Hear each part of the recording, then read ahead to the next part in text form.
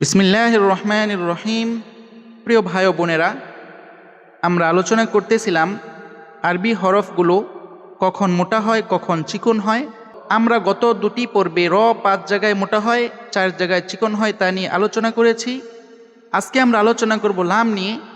লাম যখন আল্লাহ শব্দে আসে তখন তার ডানের হরফে জবর বা পেশ হলে ল উচ্চারণ হয়। যেমন আল্লাহু, হুমুল্লাহু। দেখেন, আল্লাহ শব্দের ডানে অর্থাৎ আলিফের উপরে জবর থাকার কারণে লাম খারা জবর ল হয়েছে। হামজা লাম জবর আল, লাম খারা জবর ল, হা পেশ হু, আল্লাহু। আল্লাহ শব্দ কাকে বলে?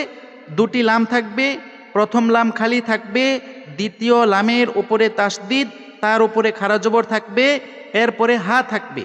3টা হরফ, লাম লাম হা, এইটাকেই বলা হয় আল্লাহ শব্দ। দ্বিতীয় উদাহরণ লক্ষ্য করেন, হুমুল্লাহু। এখানে আল্লাহ শব্দের ডানে মিম রয়েছে, মিমের ওপর পেশ রয়েছে, তাই লাম খারা জবর ল হবে, হুমুল্লাহু নয়, হুমুল্লাহু। আর যদি ডানের হরফে জের থাকে তখন লা উচ্চারণ হবে। যেমন বিসমিল্লাহি, আল্লাহ শব্দের ডানে দেখেন মিমের নিচে জের হয়েছে, তাই বিসমিল্লাহি নয়, বিসমিল্লাহি। 7 হরফ সব সময় মোটা হয়, যেগুলোতে জবর দিলেও আকার উচ্চারণ হয় না, সেগুলো হলো খ, সদ, দত, ত, য, গইন, কফ। খ জবর খা নয়, খ জবর খ, সদ জবর স, দত জবর দ, ত জবর ত, য জবর য, গইন জবর গ, কফ জবর ক।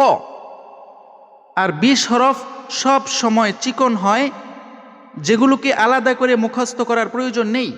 তাহলে আমরা 29টি হরফকে প্রথমত দুভাগে ভাগ করতে পারি। 1 নাম্বার, কিছু হরফ আছে মোটা হয়, কিছু হরফ আছে চিকন হয়।